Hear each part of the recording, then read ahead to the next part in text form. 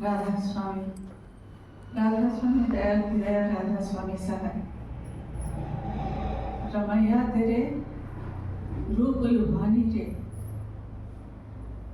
ఎవరు అంటున్నారు ఎవరు అంటున్నారు రమయ్య అని ఆ భగవంతుడిని ఉద్దేశించి చెప్తున్నాడు ఇక్కడ. ఆ అంతరంలో దర్శనమిచ్చే ఆ సద్గురువును ఆ పరమాత్మను ఉద్దేశించి దత్తాత్రేయ మహారాజ్ శబ్దం రాస్తే రమయ్య తెరే. రమయ్య అంటే రమించేవాడు, ఎద్దులో రమించేవాడు, తనలో తాను రమించేవాడు. స్వతः సంత అంటే స్వతः తనకు తానుగా సంత అయినవాడు స్వతः సంత అవుతాడు. అట్లాగే రమయ్య అంటే రమించేవాడు, తనలో తాను రమించేవాడు ఎవరు? ఆ సర్వాధార తన లోపల తాను ఆనందాన్ని పొందుతుంటాడు. రమయ్య ఆ రామ శబ్దంలోనే ఆ అర్థం ఉన్నది. రాధాస్వామిలో కూడా 2 అక్షరాలు వచ్చినాయి, రామ 2 వచ్చినాయి. రాధాస్వామి అన్న రమయ్య రామ అన్న. రమయ్య తేరే రూపు లుభాని, నీ స్వరూపం ఎట్లా ఉంది? లుభాన అంటే లోభము, లుభాన అంటే లోపం. లోపం ఏది? దేని మీద అయితే మనకు ఆసక్తి ఉంటుందో లోపం, అది కావాలనేది ఆసక్తి. ఎట్లా ఆ రూపం ఎట్లున్నదంట? లుభాని, మనను ఆకర్షించి మనకు కావాలి అనే విధంగా ఉన్నదట ఆ రూపం. ఎవరంటున్నారు ఇక్కడ? ఆత్మ అంటుంది పరమాత్మతో. దాతాదయాజీ తన గురువుని అంటున్నాడు. ఈ బాహ్య రూపం కాదు, అంతర రూపంలో ఆ రమయ్య ఆయన ఉద్దేశించి అంటున్నాడు.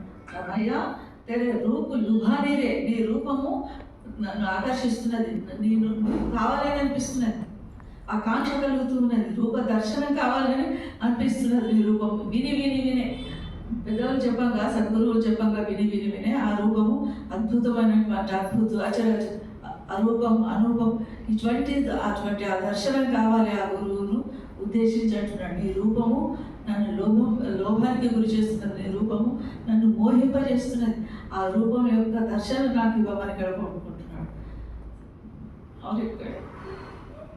శోభా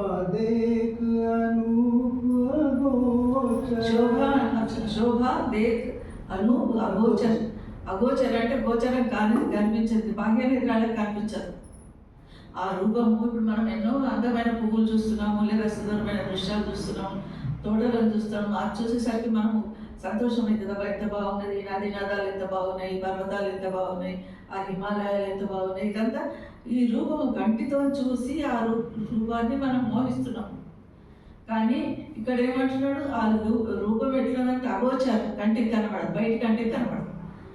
విరముగా మహారాజ్ అంటాడు కదా, ఆంఖే జుదా జుదా, ఆ కళ్ళు వేరు వేరు వేరు కళ్ళు ఉంటాయంట. విరుమ మహారాజ్ శబ్దం చదువుతావు కదా, ఆంఖే జుదా జుదా, జిసముకి ఆంఖే సప్నా దేఖే. జిసం అంటే శరీరం, శరీరానికి ఉన్న కళ్ళు. జిసముకి ఆంఖే సప్నా దేఖే, ఈ శరీరం కళ్ళు. జిసముకి ఆంఖే దునియా దేఖే, దునియా ప్రపంచాన్ని చూస్తుంటాయి ఈ బయట శరీరానికి ఉన్న కళ్ళు. మరి అంతర్ముఖంగా ఉన్న కళ్ళు భీతరి ఆంఖగా తెరుచుకోమంటాడు, లోపలి కళ్ళు తెరుచుకోమంటాడు. మనకి ఆంఖే సప్న, మనస్సు కళ్ళతోనే స్వప్నాలు కంటున్నాం, కానీ అసలైన కళ్ళు అంతరంలో ఉంటే వాటికి ఎట్లా దర్శనం చేసుకోవాలనే విధానం సద్గురు ద్వారా సత్సంగంలో దొరుకుతుంది. అగోచర్, అనూపం, అరూపం అన్నీ ఎందుకంటే అది దర్శనం. ఇప్పుడు అగం అలగ్ అగమానం అని అంటాం. అలగంటే జో లిఖానే చేస్తా, లేదా రాయలేము, చూడలేము, చూసేదాన్ని కూడా అంటారు. అగం అంటే గమ్యం లేనటువంటిది. అయోధ్య ఉన్నది, అయోధ్య అంటే ఆ ప్లేస్ యుద్ధం. ఎక్కడైతే యుద్ధం లేదో, యుద్ధం ఎక్కడుంటే ఎక్కడైతే 2 వస్తువులు ఉంటే అక్కడ యుద్ధం అయితే. ఒకే వస్తువు ఉన్న చోట యుద్ధం ఉండదు, ఒకటే. 2 ఉన్నాయా ప్లస్ యుద్ధం అంటే అయోధ్య అంటే అక్కడ యుద్ధం లేనటువంటి ప్రదేశం అయోధ్య. అదే చెప్తాడు మన సుఖమంగళకి కానీ అయోధ్య దశరథ్కి రాజధాని అని ఎందుకంటున్నాడు? అయోధ్య అంటే యుద్ధం లేనటువంటి, ఎక్కడైతే 2 లేవో కేవలం ఒకటే మాలికే కుల్ సర్వాధార సర్వేశ్వరుడు సత్పురుషుడు సద్గురువు ఒకడే ఉన్నాడో అది అయోధ్య. ఇది అయోధ్య మన కారణ శరీరంలో ఉన్నది. అనూపం శోభా దేక్ అనూప్ అగోచర్ మద్ మద్ ముస్కాని రే. ఎవరు ముస్కాని, ఎవరు నవ్వుతారు, ఎవరు సంతోషపడతారు, ఎవరు హర్షాగ్రేగానికి గురవుతారు, ఎవరికి సంతోషం కలుగుతుంది? ఎవరికైతే దర్శనకాంక్ష ఉన్నదో వాళ్ళకి సంతోషం కలుగుతుంది. ఏదైనా చూడాలనుకున్న వాళ్ళకు ఆ శోభ అంటే ఆ అద్భుతమైనటువంటి అందం, సుందర ఆకృతి అది ఎక్కడ ఉన్నది? మన లోపలే ఉన్నది, అంతరంలోనే ఉన్నది.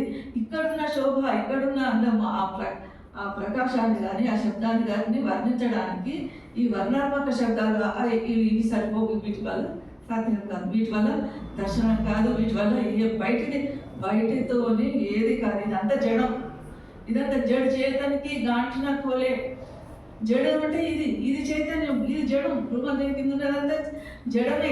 ఇందులో ఏం లేదు, శబ్దం లేదు, ప్రకాశం లేదు, ఏమీ లేదు, జడం. ఇది ఈ 10 ఇంద్రియాల ద్వారా లోకాన్ని చూస్తున్నది, తింటున్నాము, తాగుతున్నాము, పాడుకుంటున్నాం, ఇదంతా.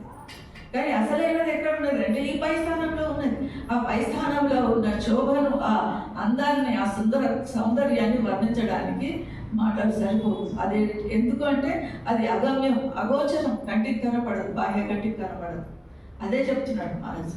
తిరిచి చిత్తవన నయన రసీలే, తిరిచి చిత్తవన నయన రసీలే, देख देख हर्षानी रे रमैया तेरे बाका सजीला रंगीला रमैया, बाका सजीला रंगीला रमैया, लोभी मन कर्म बागी रे रमैया तेरे लोक लुभानी।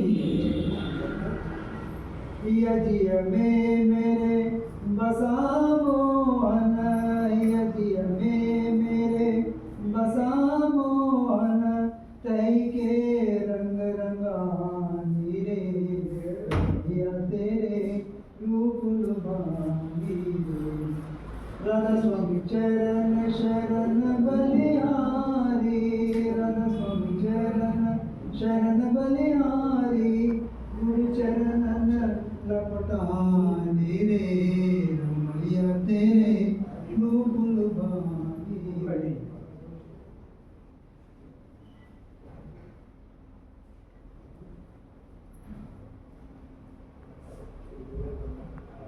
రెండో కడిగా తిరిచి చితువన్ నయన రసీలే, తిరిచి చితువన్. తిరిచి ఇప్పుడు త్రయం అనే శబ్దం దేనికి? మూడింటికి త్రయం.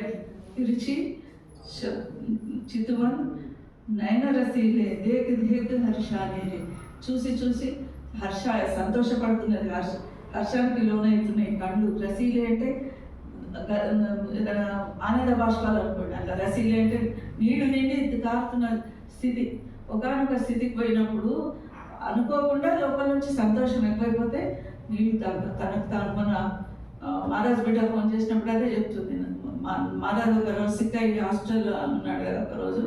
ఆ రోజు ధ్యానంలోకి వెళ్ళిపోయాడు. కళ్ళ నుంచి అప్నే ఆంఖే గిరే, నీళ్ళు కళ్ళ నుంచి నీళ్ళు కారుతున్నాయి, ధ్యానంలో కూర్చున్నాడు మహారాజు అని చెప్పింది కూతురు. అంటే ఎందుకు వచ్చింది అదే? ఎందుకు తనకు తానుగా కళ్ళ నుంచి నీళ్ళు ఎప్పుడు వస్తాయి? ఎక్కువ సంతోషమైనప్పుడు ఆనంద బాష్పాలు వస్తాయి, లేదా ఎక్కువ దుఃఖం వచ్చినప్పుడు మనకు తెలియకుండానే కళ్ళ నుంచి నీళ్ళు వస్తుంటాయి. ఎక్కువ బాధపడుతున్నామని కూడా మనకు తెలియదు, సంతోషపడుతున్నామని కూడా తెలియదు. తనకు తానుగా ఆ బాష్పాలు ఎందుకు వస్తున్నాయి అంటే ఆ స్థితిలో దర్శనం, లోపల దర్శనం అవుతుంటే ఆ స్థితి వచ్చినప్పుడు తనకు తానుగా వస్తుంటాయి. అది హర్షం, సంతోషం. ఆ సంతోషంలో తిరిచి ఈ మూడింటి మన లోపల ఏమున్నాయి? సత్వ రజస్తమ గుణాలున్నాయి. వీటికి అతీతంగా పోయినప్పుడు ఆ స్థితి వస్తుంది. మన లోపల ఈ సత్వగుణం, రజోగుణం, తమోగుణం ఉన్నది. వీటన్నిటి ప్రభావం మనం మనసు మీద ఉంటుంది. ఈ మనసు మీద వీటి ప్రభావాన్ని దాటి మనం బయటకు వెళ్ళి దర్శనం చేసుకునే స్థితి వచ్చినప్పుడు తనకు తానుగా ఆ స్థితి. ఇంకొక మాట కూడా ఒకసారి మహారాజ్ అన్నాడు, శ్రీమంగళ సింగ్ మహారాజ్ ఏమంటాడంటే, నాకు ఎవరితో మాట్లాడాలనిపించదు, ఎక్కువ చర్చ చేయాలనిపించదు. అంటే ఎక్కువసేపు మౌనం ఉండాలనిపిస్తుంది. ఎందుకంటే ఎంతసేపు ఈ బయట నోటితో నేను మాట్లాడినా కూడా అంతర్ముఖులు అయిపోయిన వాళ్ళ స్థితి. ఊరికే మనం ఏం చేస్తాం? ఊరికే బడబడబడ మాట్లాడుకుంటాం. నోటికొచ్చి ఎంతసేపు ఎక్కువ మాట్లాడితే అంత ఎనర్జీ బయటకు వెళ్ళిపోతుంది. అందుకే ఇక్కడి నుంచి నోటి ద్వారా ఎనర్జీ బయటకు పోతుంది, మాట్లాడుతుంటాం. కన్ను ద్వారా ఎనర్జీ బయటకు పోతుంటుంది, చూస్తుంటాం. చెవి ద్వారా వింటుంటాం అనేకమైనటువంటి ఏదైనా మంచి అయినా చెడు అయినా. చెడు మాటలే కాదు, మంచి మాటలు అట్లానే ఏం లేదు. మంచి అయినా సరే ఊరికే వింటుంటే దీంతో ఎనర్జీ వేస్ట్ అవుతుంటుంది. మాట్లాడుకుంటే ఎనర్జీ వేస్ట్. వీటిని సంఘటన అంటే లోపలికి తీసుకోవడం అంటే లోపలికి వీటిని అంతరంలోకి దీన్ని ఆకర్షించి నిగ్రహించి పెట్టడం అంటే అప్పుడు ఈ శక్తిని అటు ఉపయోగిస్తుంది. ఇప్పుడు కొంతమంది కడుపు లేని వాళ్ళు ఉంటారు, లేదా ఇంకా వేరే అవయవ లోపాలు ఉన్న వాళ్ళు ఉంటారు. వాళ్ళకి ఏంటి ఈ ఎనర్జీ ఎనర్జీ అయితే ఒక ఎనర్జీ లోపం వచ్చిందంటే అది ఇంకో వైపు ఎక్కువ ప్రకాశం ఎక్కువ శక్తి చూపిస్తుంటుంది. ఇంకో విధంగా వాళ్ళు చాలా తెలివైన వాళ్ళు ఉంటారు. ఒక లోపం ఉన్నది అంటే వాళ్ళకి ఇంకో దీంతో కాకుండా ఇంకో అదేవిధంగా ఇక్కడ ఈ సత్వరజస్తమ గుణాలకు అతీతంగా వెళ్ళిపోయిన స్థితిలో వాళ్ళు ఉంటే ఆ హర్షాన్ని ఆ మనసుకు ఆ హృదయానికి ఆ హర్షాతిరేకంతో తమకు తాముగా కళ్ళు రసవంతం అవుతాయంటే నీళ్ళతో నిండిపోతాయి. ఆనంద బాష్పాలు అనేది భక్తితో నిండిన ఆనంద బాష్పాలు, భక్తితో నిండినాయి, బాధతో నిండినాయి కాదు. బాధతో కూడా దుఃఖం వస్తుంది, బాధతో కూడా కళ్ళ నీళ్ళు వస్తాయి, కానీ ఇక్కడ బాధతో వస్తున్నాయి కావు. కానీ ఇదంతా ఎవరు పొందుతున్నారు? ఆత్మ పొందుతున్నది. ఆత్మ ఎక్కడ చెడిపోయింది? మనసుతో స్నేహం చేసి చెడిపోయింది మనసు ఆత్మ. ఎందుకంటే ఎందుకు ఈ మనసుతో స్నేహం చేసి చెడిపోయిందని ఎందుకు అంటున్నానంటే మనసు చెప్పినట్టు ఈ 10 ఇంద్రియాల ద్వారా మంచి పనులు చెడు పనులు అది చేస్తుంటుంది. మనసుతో ఆత్మ ఎందుకు ముడిపడుతున్నది అంటే మనసు వల్ల కర్మలు ఏర్పడతాయి, కర్మలను అనుసరించి మళ్ళీ ఈ ఆత్మకు జన్మ వస్తూనే ఉంటుంది. దీన్ని బట్టి మళ్ళీ పుట్టవలసి వస్తుంది దానికి, ఆత్మ తప్పదు. అందుకే సంతు సాంగత్యం, సంతుల స్నేహము, సంతుల సహవత్ స్నేహం, వాళ్ళ సత్సంగం ఎందుకు అవసరం అంటే మనకు ఈ ఒకటి మోహాలు తగ్గిపోతాయి, మన లోపల భ్రమలు సంశయాలన్నీ తొలగిపోతాయి కేవలం సత్సంగం ద్వారా, సద్గురువు దర్శనం ద్వారా, సద్గురువు సామీప్యం ద్వారా.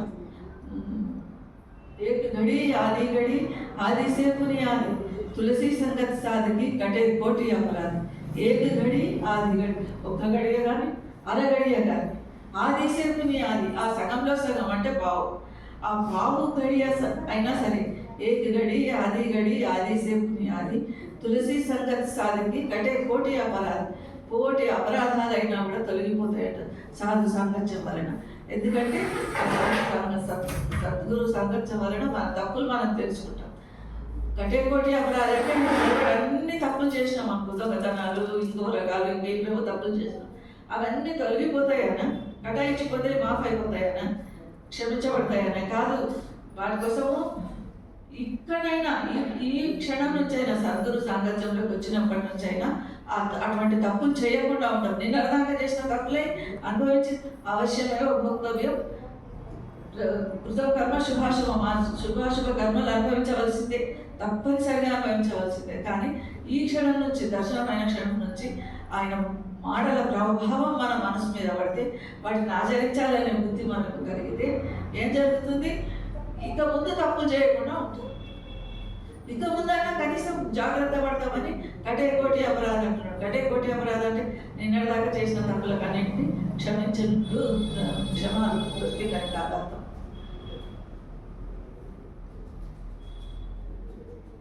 వాంకా సజీలా రంగీలే రమయ్య, వాంకా సజీలా రంగీలా రమయ్య, లోభి మన కర్మ బానీరే. మనసుని ఎప్పుడు లోభి, లోభత్వంతో కూడుకున్నది మనసు అంటున్నాడు. లోభి మన కర్మ వాణి, మనసు కర్మ వాక్కు అంటే త్రికరణ శుద్ధిగా మనోవాక్కాయ కర్మల చేత లోభము. బాంకా సజీల రంగిల రమయ్య, బాంకా బిహారీ అంటారు. అంటే ఆ ప్రకాశవంతమైనటువంటి స్వరూప కలిగినటువంటి పరమాత్మ దర్శనానికి ఏం కావాలి? మన వచన కర్మ శుద్ధుడైన. మనసుతో కర్మలు జరుగుతాయి, వాక్కుతో కర్మలు జరుగుతాయి, శరీరంతో కర్మలు జరుగుతాయి. వీటన్నిటితో పవిత్రంగా ఉండి ఆ రంగీలారమయ్య పరమాత్మ సర్వాధార సర్వేశ్వరుని అన్ని రంగులతోనే, అన్ని రూపాలతోనే, అన్ని లోకాలతోనే, సర్వం సమస్తం ఆ శోభలన్నీ తనే, ఆ అందాలన్నీ దర్శనం కావాలంటే ఈ ముందుగా వీటిని పరిశుభ్రంగా ఉంచుకుంటే ఆ దర్శనం తప్పకుండా జరుగుతుంది.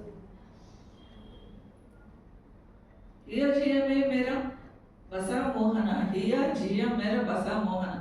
హృదయంలో వసన మోహనాకారం అద్భుతమైనటువంటి ప్రకాశవంతమైనటువంటి స్వరూపాన్ని చెప్తున్నాడు. మోహన అంటే మోహింపబడేది, మనం దాన్ని చూసి మోహించడానికి అనువైనది ఆ మోహన రూపం.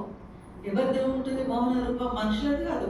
మనుషులేదు, సాధారణ మనుషులు ఎంతో అందం ఉన్న వాళ్ళైనా సరే, ఎంతో సౌందర్యవంతులు, ఆడవాళ్ళైనా మగవాళ్ళైనా, లేదా పశువులు నెమలి నృత్యం చూసి మనం మురిసిపోతాం. అబ్బాయి ఇంత మనమోహనంగా ఉంది, ఎంత బాగా నృత్యం చేస్తుంది అని అనుకుంటాం. లేదా ఆ తోట ఎంత బాగుంది అనుకుంటాం, ఈ పువ్వు ఎంత బాగా వికసించింది, ఈ గులాబీ పువ్వు ఎంత బాగుంది అనుకుంటాం. ఇదంతా ఏంది? వాళ్ళు ఉంటే రేపు పోయేది. మనిషి ఎంత అందంగా ఉండాలి. కొన్నాళ్ళకి ఏమవుతాడు? చిన్నప్పుడు ఎంతో ముద్దుకుంటారు పిల్లలు, కొంచెం పెద్దగా అయినా కొంచెం తగ్గిపోతుంటుంది. ఇంకా కొన్ని సంవత్సరాలు అయిన తర్వాత, వార్ధక్యం వచ్చిన తర్వాత పాత అందం కూడా ఉంటుంది. ఆ తర్వాత రాలిపోవడం, పువ్వు పూస్తుంది, మొదలు మొక్క, తర్వాత పువ్వు అవుతుంది, తర్వాత వాడిపోతుంది, వాడిపోయి చివరికి రాలిపోతుంది. ఇది ఒకనాడు, ఇది యుగ లక్షణం.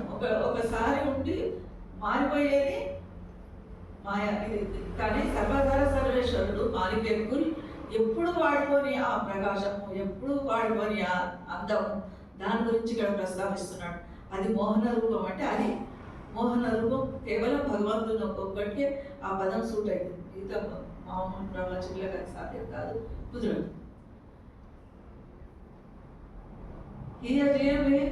వేరే బసా మోహన, నా హృదయంలో, నా ప్రాణంలో, నా అణువణువులో ఆ మోహన రూపం కలిగినటువంటి ఆ సుందర రూపం, ఆ ప్రకాశ స్వరూపం, అవ్యక్త రూపం. భగవంతుడు ఎన్ని రూపాలు? 2 రూపాలు. వ్యక్త రూపం ఒకటి, అవ్యక్త రూపం ఒకటి.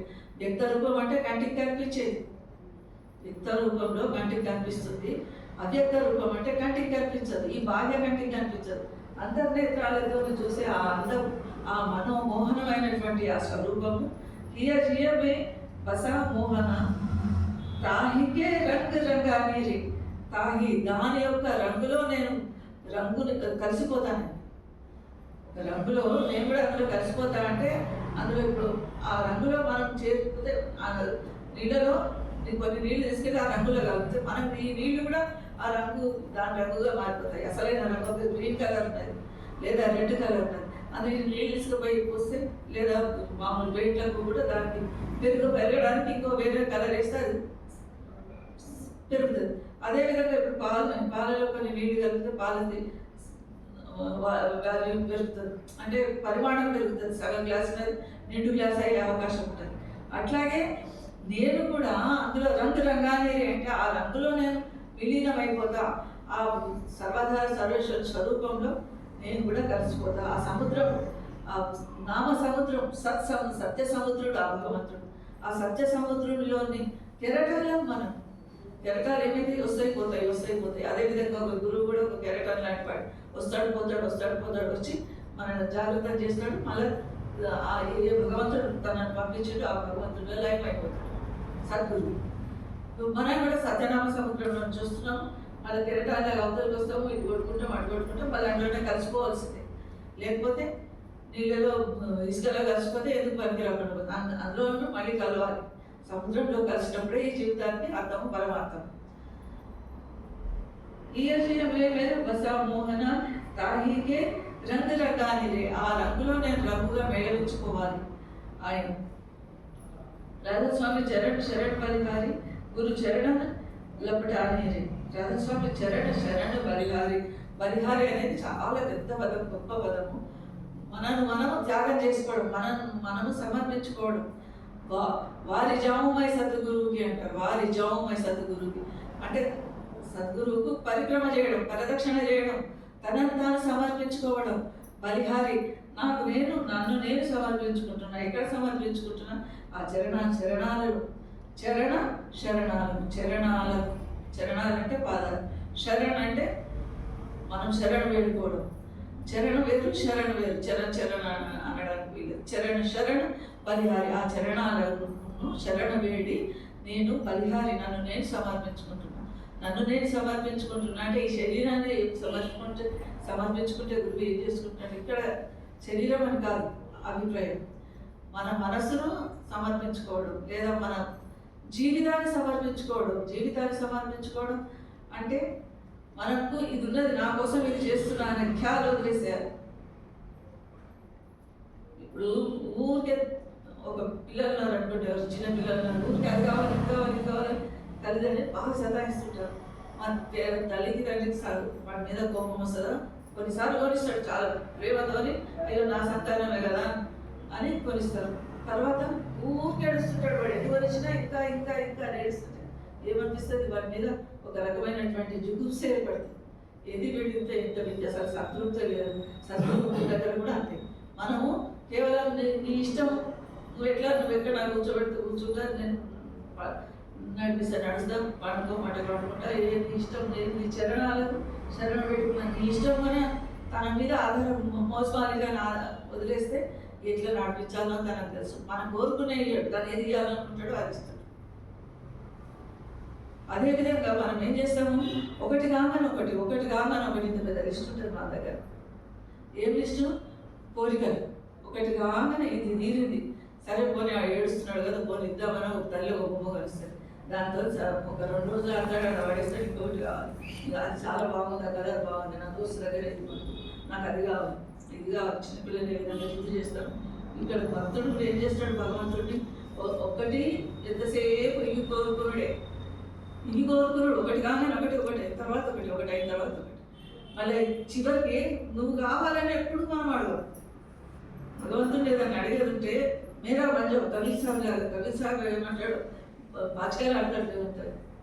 పాచికాయలు ఆడి ఒకవేళ నేను ఓడిపోయినా అనుకో, నువ్వు నా వాడిని కదా, నువ్వు మొత్తం భగవంతుడు కబీర్ సాహెబ్ సాష్టాంగం అనవలసిందే, నేను నీ వాడిని అనవలసిందే.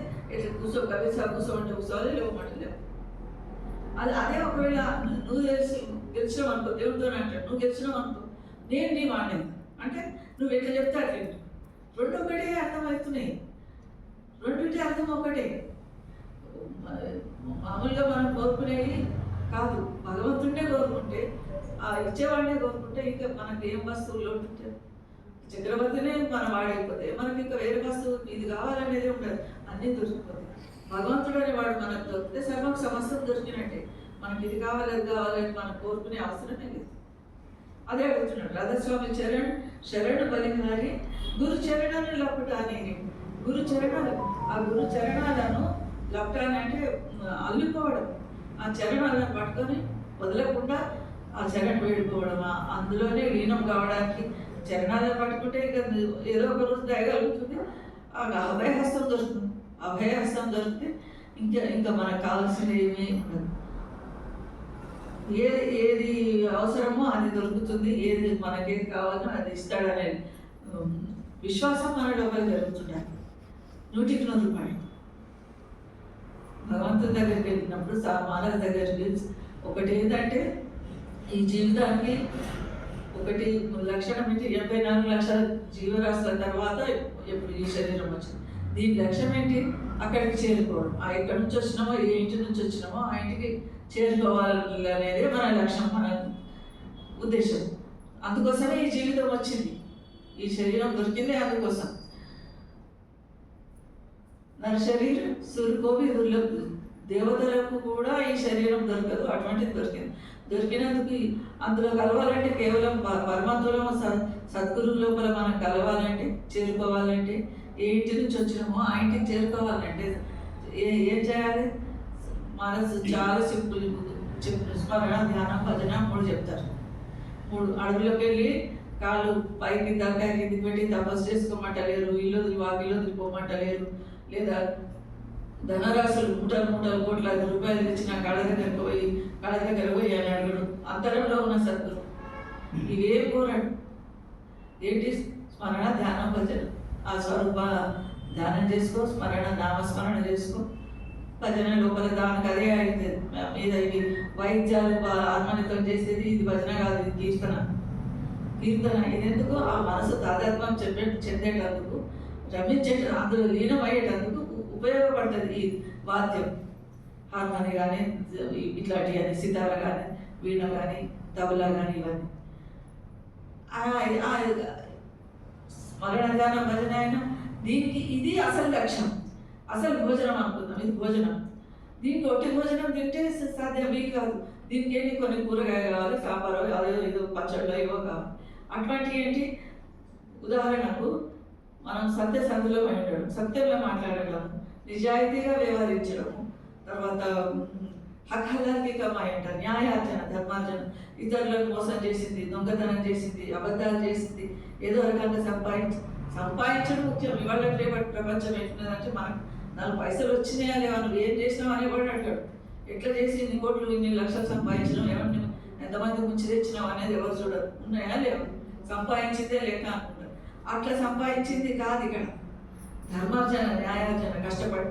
ఇప్పుడు రాజులు కూడా ఒకప్పుడు నసీరుద్దీన్ షా కానీ, విక్రమాదిత్యుడు కానీ, వీళ్ళంతా ఏం చేస్తారు, విక్రమాదిత్యుడు చక్రవర్తి సింహాసనం మీద కూర్చున్నాడు, రోజంతా సభ చేస్తాడు, ప్రపంచానికి అంతటికి పాలిస్తుంటాడు ఆ రాజ్యాన్ని. కానీ మళ్ళీ సాయంత్రం శుక్ర నదికి పోయి కుండతో నీళ్లు తెచ్చుకొని అక్కడ ఒక కుటీరం వేసుకుంటాడు, అక్కడ ఒక చాప వార్చుకుంటాడు, అక్కడ కూర్చొని తన భోజనం తానే సంపాదించుకుంటాడు. 7 పొలం ఉంటుంది, ఆ పొలం నుంచి ధాన్యం వస్తుంది, అది పట్టుకొని తింటాడు, ఆ నీళ్ళు తెచ్చుకొని ఆ గుడిసెలో ఉంటాడు. మళ్ళీ నసీరుద్దీన్ షా అంతే, రాజోచిత బట్టలు వేసుకునేది ఎప్పుడు సభకు పోయినప్పుడే. తర్వాత ఇంటి దగ్గర ఉన్నప్పుడు ఏదో మామూలు బట్టలు వేసుకుంటాడు, ఖురాన్ రాస్తాడు ఆయన, ఖురాన్ షరీఫ్. ఒకప్పుడు ప్రింటింగ్ మిషన్లు లేవు కనుక ఖురాన్ రాసి అది తను బజార్ వెళ్ళి అమ్ముకుంటాడు, లేదు కదా అంతే, బట్టలు తెచ్చి పంపిస్తాడు, ఇది అమ్ముతారా 10 రూపాయలు. వాడు అమ్ముకొస్తే ఆ పైసలతోనే ఆయన జీవితం గడుపుకుంటారు. అంటే న్యాయార్జన మీద కష్టపడి సంపాదించిన దాని మీద బతికిన వాళ్ళు లోగడ చాలా మంది ఉన్నారు. మన సంత మహాత్ములందరూ కష్టార్జితం మీద బతికిన వాళ్ళే. ఎవరు ఇట్లా వాళ్ళు వీళ్ళు తెచ్చిస్తే మన రోజులు గడుపు, అటువంటి వాళ్ళు అసలైన సంతులు కాదు. సత్యంగా వీళ్ళ మీద వచ్చిన పబ్లిక్ మీద ఆధారపడి పబ్లిక్ నాకు డబ్బులు ఇస్తే బతుకు అమ్ముకున్న వాళ్ళు అసలైన సంతులు కాదు. అసలైన సంతులు ఎట్లుంటారు, తన న్యాయార్జన తను కష్టపడి సంపాదించుకుంటారు, ఆ డబ్బుతోనే తాను తింటారు, ఇంకొకళ్ళకి పెడతారు. అది ఇటువంటి వ్యవహార జీవనం ఉండాలి. ఇవన్నీ వ్యంజనాలు అనుకోండి, అన్నం లాంటిది స్మరణ, ధ్యానం, భజన, అన్నం. దానికి కావాల్సిన ఏంటి, సత్యం మాట్లాడటం, న్యాయంగా సంపాదించటము, ఇతరుల మీద నిరాడంబరంగా ఉండడం, ఇతరులను దుఃఖపెట్టకపోవడం, ఇటువంటివన్నీ ఇవన్నీ ఇది అవి తోడైతే మన లక్ష్యం నెరవేరుతుంది. సద్గురు లక్ష్యం ఏంటి, మనను అవతల తీరానికి చేర్చడం. ఇక్కడ ఈ కొన నుంచి ఆ కొన నావా పట్టుకొని తీసుకోకూడదు. భవజగది అంటే అంటాం కదా ఇక్కడ శబ్దులు, భవసాగర్ తరుణాన్ని, భవసాగర్ నుంచి దాటించేది వాడు.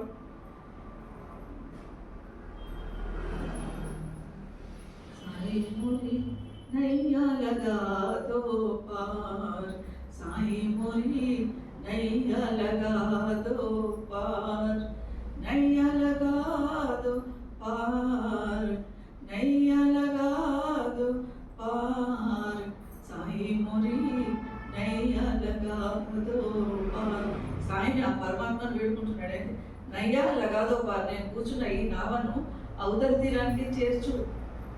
నావికుడిని మనం నావలో పడవ మీద ఎక్కితే ఆ పడవ తెగేసి తీసుకుపోతుంటాడు, లేదా మిషన్ పెట్టి తీసుకుపోతాడు, ఏదో చేస్తాడు. అవతలి తీరానికి మనం పోయడానికి రాదు, మనం పడవలో కూర్చోవడమే వస్తుంది. అందుకని అప్పుడు ఏం చేస్తాం, అక్కడనేమో మళ్ళార వాడు పడవ నడిపే వాడిని తీసుకుపోతావా, అవతల తీరానికి పోవాలి అని అడుగుతాం. గంగానదిలోనో ఎక్కడో మన స్నానానికి పోయినాం. లేదా మరి అడగండి, ఏ నావికుడు కూడా తీసుకోకూడదు. ఇక్కడ కూడా ఈ భవసాగరం దాటాలంటే ఇక్కడ నావికుడు ఎవరు, ఆ సద్గురు భగవంతుడు. మన లోపల తపన ఉంటే ఏదో రోజు ఏదో విధంగా వస్తాడు, వచ్చి మనల్ని అవతల తీరానికి చేర్చే అవకాశం. కానీ మనకు అవతల తీరానికి పోవాలన్న కాక్షనే లేదు, మనం అటు దిక్కువనే పోము. ఇంకా మనల్ని ఏ భగవంతుడు మాత్రం ఏం చేస్తాడు. అందుకే వేడుకుంటున్నాడు ఇక్కడ దాతాదయాల యొక్క శబ్దంలో, సాయి మురి నయ్యా లగా దో పార్, నయ్యా లగా దో పార్, సాయి మురి నయ్యా లగా దో పార్. తుమ్కే వటియా చతుర్ సయానా, तुम जग के करतार, टूटी नैया रात अंधेरी, सुझे वार न पार. ఏదైనా టూటీ నయ్యా రాత అంధేరి, నయ్య అంటే పడవ, టూటీ నయ్య పడవ కట్ట చిరిపడ్డది, గ్రంథం పడ్డది పడవ. నీళ్ళలో పోతున్నది. అర్ధరాత్రి చీకటి చుమ్మ చీకటి ఉన్నది. నా పడవ పోతున్నది. టూటీ నయ్యా రాత్ అంధేరి సుజే మారున పార్. ఎటు దిక్కు తీరం ఉన్నదో తెలియదు, సూచన తెలుస్తలేదు. ఏం తెలుస్తలేదు? వారు నా పార్. అటా ఇటా ఏది తీరం కనబడతలేదు. అర్ధరాత్రి పడవకేమో రంధ్రం పడ్డది. మరిసే ఇంకా ఇది ఇంత సరిపోయిందా? ఇంకేం జరుగుతున్నది? మరిసే అఖండిత ధార జర్ జర్ బయే బయాన్. బరిసే మేహ అఖండిత ధార. దీని నుంచి కుంభవృష్టి కురుస్తున్నది. అవతల మన బరిసే మేహ అఖండిత ధార జర్ జర్ బయే బయాన్. ఒదికేమో నావతో పడ్డది, చిమ్మ చీకటి ఉన్నది. అవతల తీరానికి పోదామంటే అటు తీరం ఉన్నదా ఇటు తీరం ఉన్నదా ఎక్కడ పోతున్నదో పడవ తెలుస్తలేదు. ఇంకా ఈ అన్నానికి కూడా మీ గురించి మనిషి ఏం కావాలి. మన స్థితి కూడా అట్లానే ఉన్నది.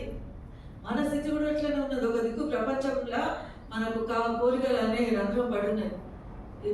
ఇవన్నీ తీరిన ఒకటి కాగానే ఒకటి ఇక్కడ నుంచి మన ధ్యాస భగవంతుని వైపు కాకుండా మన ప్రపంచం వైపు మళ్ళిస్తున్నది. దీని నుంచి టైం దగ్గరికి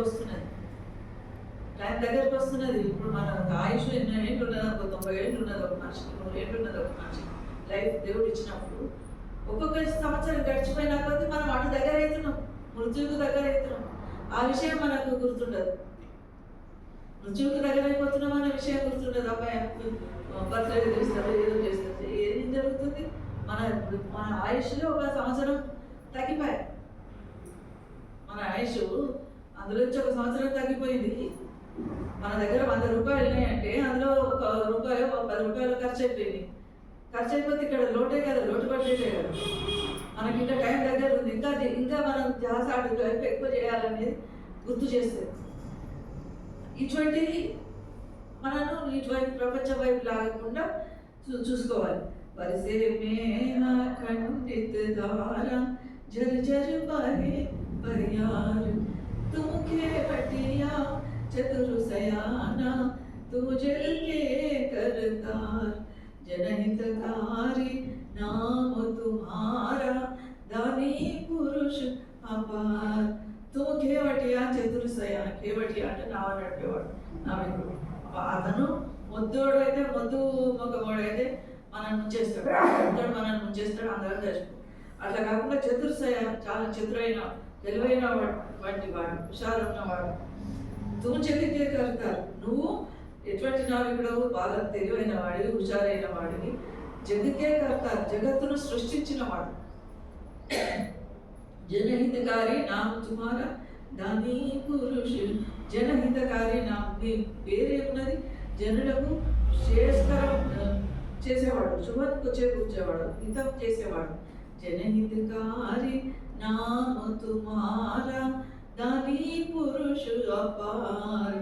दानव కర్ణుడు, దానం గుణ సంపన్నుడు. దేని దాన గుణ సంపన్నుడు? ఈ భౌతిక సంపాదన ఇచ్చేది మన కర్మవశాలనే వస్తాయి. ఇటువంటి డబ్బులు అవి ఇవి వచ్చేదంట. మనం దాని నామదాన్ని, నామాన్ని ఇస్తాడు, లేదా తన దయాన్ని దానం చేసే అతను. కాబట్టి దాని పురుష అపార్. तुम दयाल तुम समर्थ दाता तुम सबके आधार. तुम्हारे देखत भव जल डूबो अब तो करो उद्धार. तुम दयाल तुम समर्थ दाता. నువ్వు దయాళుడవు, సమర్థుడవు. తుమ్ సబ్కే ఆధార్, అందరికీ ఆధారమైనటువంటి వాడు. అందరూ అంటే మనుషులేనే కాదు, క్రిమికీటకాదులు ఉన్నాయి, జంతువులు ఉన్నాయి, పశుపక్షాదులు ఉన్నాయి, సర్వ మొత్తం ప్రపంచం అంటున్నది. ఒక ఇండియా అనే కాదు, ఆఫ్రికా ఉంది, ఆస్ట్రేలియా ఉంది. ఎంత పెద్దగా ఉంది ఈ ప్రపంచం. ఇందులో రాడు రాపాలు, వనస్పతులు, చెట్లు, చేమలు, ఇవన్నిటి కూడా అన్నిటికీ ఆయనే ఆధారం.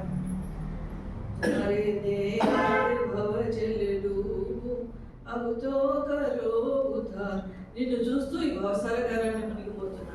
కనీసం ఇప్పుడైనా ఉద్ధారం నాకు కలిగించున్నాను, ఉద్ధరించు. गहरी नदिया भंवर में नैया डूब रही मझधार. अब तो लाज तुम्ही है मेरी कर दो आज किनार गहरी नदी भवर में నది చాలా లోపలికి ఉన్నది భవన్ మీద అయ్యాలి సుడిగుండం లోపల పడవ సగం దూరం పోయినాక సుడిగుండం వచ్చింది నది లోపలికి ఉన్నది ఆ మధ్య లోపల నా పడవ ఏమైతుంది మునిగిపోతుంది అబుతో లాజితమే నన్ను కాపాడేది నా బరువు కాపాడేది నా ప్రాణం కాపాడేది ఎవరు నువ్వే అబుతో లాజితుమే మేరే కర్దో చెప్పిన ఇవాళ నన్ను తీరానికి చేర్చు అవతల ఒడ్డుకు చేర్చు సంగ న సాథీ కోయి నహీ మేరా కోయి నహీ ఇత్కార్ ఇది ప్రతి వాళ్ళకి మనం ప్రతి ఒక్కరికి అన్వయిస్తుంది శబ్దం మొత్తం మనందరికీ అన్వయిస్తుంది ఒకరికి అయితే ఒకరికి కదా ఇది నాకు చెప్పిండు ఏమన్నా కదా చెప్పిండు మాట్లాడట్లేదు ఇది ఒక్కొక్కరికి మనం ఒక్కొక్కరికి ప్రతి ఒక్కరికి అన్వయిస్తుంది సంబంధించింది ప్రతి లైన్ ప్రతి పదం కూడా మనందరికీ అన్వయిస్తుంది ఇది నాకు చెప్పలేదు దత్తదయాలకు చెప్పి దత్తదయాలు ఎవరికి చెప్పిండు వాళ్ళ శిష్యులకు చెప్పిండు మనకే నప్పడట్లేదు ఏమంటున్నాడు సంగ న సాథీ కోయి నహీ మేరా కోయి నహీ దర్కార్ సంగ నహీ సాథీ నహీ నాతో ఉన్న వాళ్ళు ఎవరు లేరు మనం అనుకుంటాం మనకేంది మస్తు బలగా ఉన్నది వీళ్ళు ఎవ్వరు ఎవరికేం కాదు మనం మన బాధ ఉంటే ఇంకొకరికి చెప్పుకుంటాం ఆ బాధలు ఎందుకు చెప్పుకుంటాము ఏదైనా తీరుస్తాడేమో వాడు మన కథలే వాడుకున్నాయి మన బాధలు ఎక్కడ తీరుస్తాడు తోటి మనిషి నీ అక్కను తమ్ముడు చెల్లెనో ఎవరో ఉన్నారు వాళ్ళకి బాధలు వాళ్ళకి ఆయనకు సమస్యలు లేవా కష్టాలు లేవా తన కష్టాలే తన సమస్యలే తీర్చుకోలేడు మన సమస్యలు ఏం తీరుస్తారు మన వేరు వాళ్ళే వేరు ఎవరు పెద్దవాళ్ళ సమస్యలు ఒకటే ఉంటారు ఒకటి ఏంటంటే ఆకలి బాధ అందరికీ ఒకటే ఉంటుండొచ్చు కానీ సమస్యలు వేరు సంగన సాథి నా వాళ్ళు ఎవ్వరూ లేరు ఈ ముచ్చట ఎప్పుడు తెలుస్తుంది మనకు కష్టం వచ్చినప్పుడు ఎవరెవరు నోటి ఉద్యోగానన్నా పైకి ప్రేమలతో వచ్చేటోళ్ళు ఉంటారు నిజంగా సానుభూతి చూపేటోళ్ళు ఉంటారు పై ప్రేమలు చూసేటోళ్ళకి కూడా మనకు కష్టం వచ్చినప్పుడు తెలిసిపోతాయి ఎవరికి నిజమైన ప్రేమ ఎవరి అబద్ధం ప్రేమ ఎవరి నటనలు నాకు నచ్చలేదు అప్పుడు తెలుస్తుంది తర్వాత కష్టం వచ్చిన ఒకటి ఇంకొకటి ఒకవేళ వాళ్ళ మన మంచి మనసుతోని సహాయం చేయాలని అనుకున్నా కూడా ఎంతవరకు చేస్తారు డబ్బు కావాలంటే ఇస్తారు కానీ మనసుకున్న బాధను ఎవరు షేర్ చేస్తారు ఎవరికి ఎవరు పంచడానికి వీల్లేదు బాధ మన మనసే పడుతుంది ఇంకొకళ్ళు బాధ పంచుకోలేదు ఉదాహరణకు దెబ్బ తాకింది ఎక్కడో యాక్సిడెంట్ అయింది చెయ్యి నొప్పి కాలు నొప్పి కన్ను నొప్పి ఏదో వచ్చింది ఆ కన్ను నొప్పి వచ్చినా కాలు నొప్పి వచ్చినా చెయ్యి నొప్పి వచ్చినా మనమే అనుభవించాలి ఆ నొప్పి బాధ మన దగ్గర 1000 కోట్లు ఉన్నాయి కట్టలు ఉన్నాయి నా వంతుకు నువ్వు బాధ అనుభవించరా నా వంతుకు నా కాలు అని ఇంకొకటి తీస్తే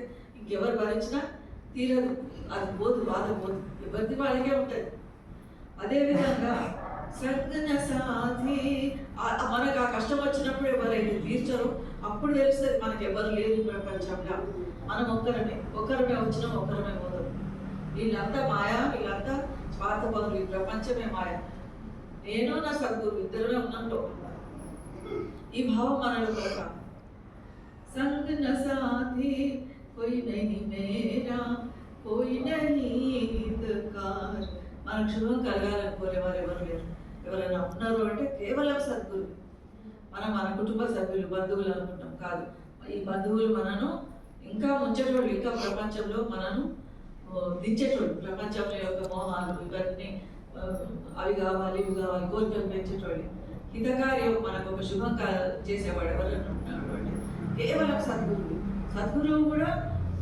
12 और संत में यही अंतरो जान वह लोहा कंचन करे यह कर ले आप समान 12 అంటే పరసవేది ఏం చేస్తుంది 12 और संत में यही अंतरो जान वह అది ఏం చేస్తుంది లోహా ఇనుమును బంగారంగా మారుస్తుంది పరసవేది वह लोहा कंचन करे यह कर ले आप समान సంత ఏం చేస్తాడు తనతో సమానంగా చేస్తాడు నేను అవతల తీరానికి చేరిన మీరు కూడా రండి మన మహారాజులందరూ అట్లా అంటాడు ఆ సంతులు ఆ స్థానానికి చేరుకున్నారు కాబట్టి మనం కూడా అక్కడ తీసుకోవడానికి ప్రయత్నం చేస్తున్నాం ఈ సంతుకు తమతో సమానంగా చేసేటందుకు ప్రయత్నం చేస్తాడు సంతు పరసలేది ఇనుమును మాత్రమే బంగారంగా మారుస్తుంది ఇంత పీస్ ఇనుము తీసుకపోతే దాన్ని మాత్రమే బంగారం ఇంకెక్కడ ఉన్న బంగారాన్ని ఏం చేయదు సంతు తన దగ్గరికి తనతో పాటు తన సాంగత్యంలోకి తన శరణంలోకి వచ్చిన ఏ జీవినైనా తనతో సమానంగా చేసేటందుకు ప్రేమమూర్తి అయి ప్రేమను సత్యాన్ని దయను మనకు పంచి తనతో సమానంగా చేసేటందుకు ప్రయత్నం చేస్తాడు. ఈ జన్మ మరణ చక్రం నుంచి మనల్ని అవతల పడేసేటందుకు మన గురువు ప్రయత్నం చేస్తాడు. కానీ మనం ఏం చేస్తున్నాము, ఇట్లా రండి రండి అని పిలిస్తే మనం తప్పించుకొని అవతలికి అటువైపు రండి గురువు ఇట్లా పిలుస్తుంటే అపోజిట్ సైడ్లో మనం పరిగెత్తుకుంటాం. దానివల్ల మనకేం దొరుకుతుంది. రాధాస్వామి నామ चरण राधा स्वामी चरण चरण परिवारी तेरत तुम्हारी पुकार साई मोरी नैया लगा दो पार साई मोरी नैया लगा दो